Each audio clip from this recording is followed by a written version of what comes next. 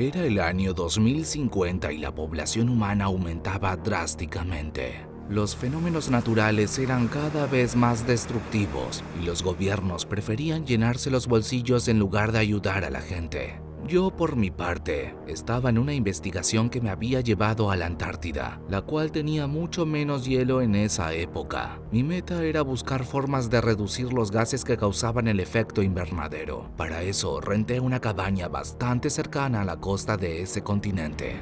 Cuando mi equipo y yo llegamos a ella, las cosas empezaron a marchar bien. En el segundo día allí, fuimos hasta una zona de arbustos que había aparecido algunas décadas antes. Mientras nos acercábamos a ella, pude oler una esencia que no reconocía. Al llegar, vimos un escenario bastante bonito. Los arbustos no pasaban del 1,5 metros de altura y tenían hojas verdes con forma de cono. Además, poseían frutos azules. Mientras yo documentaba todo con mi cámara, varios miembros de mi equipo probaron esas bayas. Antes de emprender el regreso, me metí entre los arbustos para conseguir un pedazo de raíz. Mientras trataba de cortarla, mis ojos vieron un pequeño rectángulo negro. Al tomarlo, noté que era una memoria externa. Extrañado, la tomé y la guardé en mi bolsillo. A continuación, di media vuelta y me volví con mi equipo a la cabaña. Cuando llegamos, olvidé por completo lo de la memoria, pues quería enfocarme en examinar las muestras que había recogido. En ese momento, decidí estudiar primero una planta llamada Osmeri. Comencé con las raíces que, sorpresivamente, tenían una extraordinaria cantidad de dióxido de carbono concentrado en ellas. Los tallos eran un poco más extraños, pues su interior estaba dividido en dos partes. Sin embargo, lo más peculiar de todo eran las hojas. Las mismas estaban llenas de agujeros pequeños. Nunca en mi vida había visto este tipo de estructura en una planta. Más allá de mi sorpresa, continué examinando las muestras. Busqué en mi bolsillo para sacar una herramienta, pero en lugar de hacer eso, terminé agarrando la memoria que había encontrado antes. Mi curiosidad por ella volvió y la conecté a mi computadora.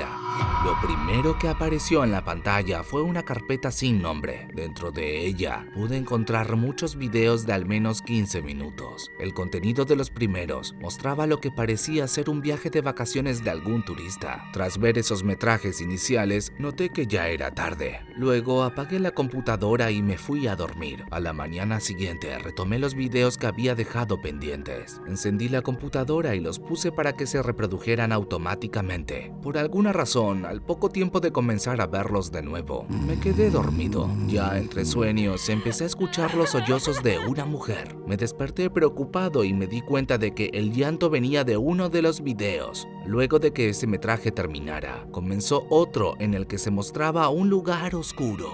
De repente, en él se pudo escuchar una voz. Mi nombre es Daniel Ann Smith y soy el último sobreviviente de la misión de exploración de la Antártida. Mis compañeros, no sé por qué motivo se transformaron en esas cosas, pero parece que todo inició después de que se comieran esas bayas azules. Luego de eso, el video se cortó abruptamente. Además, noté que ya era el último.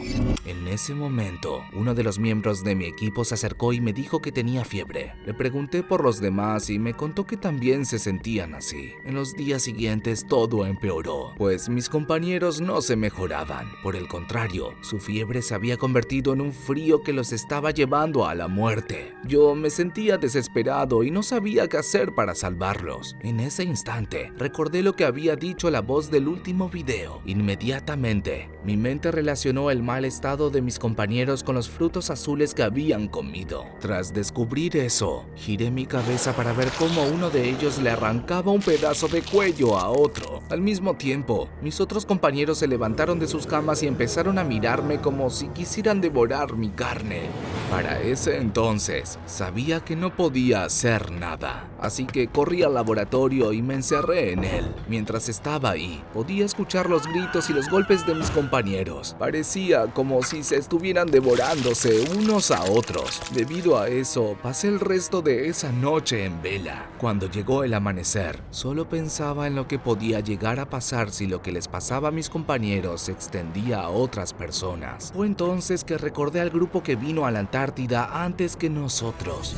En su expedición habían muerto varios especialistas y los que regresaron fueron silenciados para siempre. Al relacionar eso con los videos que había visto y con lo que estaba sucediendo ahora, me di cuenta de que había algo realmente malo en la Antártida. Mientras trataba de pensar en una solución para todo eso, decidí analizar uno de los frutos azules que todavía no habían sido ingeridos por mis compañeros. Como no tenía demasiados artefactos, decidí hacer una prueba simple. Para eso, tomé algo de mi saliva y la coloqué sobre la valla. Rápidamente pude ver cómo el fruto empezaba a alterar la estructura de mi saliva. A los pocos minutos tenía un aspecto y una textura completamente distinta. Este examen me permitió confirmar que lo que le sucedió a mis compañeros había sido causado por aquellos frutos azules. Con eso en mente, calculé que esas bayas tardarían al menos 3 semanas en matar completamente a los miembros de mi equipo. Sin embargo, todavía no podía comprender por qué se habían puesto tan agresivos y por qué trataban de comerse entre sí. Esto no me importó demasiado, pues sabía que no pasaría nada si todos se quedaban en la Antártida durante esa cantidad de tiempo. Sin embargo, mi mente decidió hacerme recordar que ese mismo día iba a llegar el barco para el viaje de regreso. Cuando vi mi reloj, me sentí más desesperado, pues solo faltaban algunos minutos para que llegara. Sin pensarlo 2 veces, salí del laboratorio disparado y corrí lo más rápido que pude. Al pasar por la cabaña me sentí horrorizado, pues solo podía ver tripas y vísceras en el suelo. Pensé que todos habían muerto hasta que, al salir, vi que algunos de mis compañeros estaban subiendo al barco. Al parecer, ellos todavía no habían sido afectados por las vallas y habían sobrevivido a la masacre que se había desatado en la cabaña. Corrí como loco para detenerlos, pero fue demasiado tarde. El barco ya estaba zarpando. Me tiré de rodillas y por mi mente pasaron 1000 cosas. En ese instante, recordé que esa embarcación tenía como destino los Estados Unidos de América, por lo que las cosas se iban a poner realmente feas cuando llegaran allá. Eso no fue todo, ya que en mi mente apareció otro pensamiento. Durante un momento, creí que nuestra misión y las cosas malas que pasaron durante el transcurso de la misma habían sido planeadas de antemano, y para ese entonces ya sabía que los culpables de todo eran los que nos habían mandado a cumplir esta tarea. Unos segundos después de que el barco zarpara, mi vista empezó a nublarse. Sin embargo, a lo lejos alcancé a ver que uno de mis compañeros había cambiado la expresión de su cara, y no era una bonita. A continuación, escuché los primeros gritos provenir del barco, que aún no estaba lejos de la orilla. Algunos pasajeros desesperados se tiraban al mar y trataban de nadar hasta la orilla. Otros eran devorados por sus propios compañeros, sin poder hacer nada al respecto. Me derrumbé sobre el suelo y comencé a llorar desconsoladamente.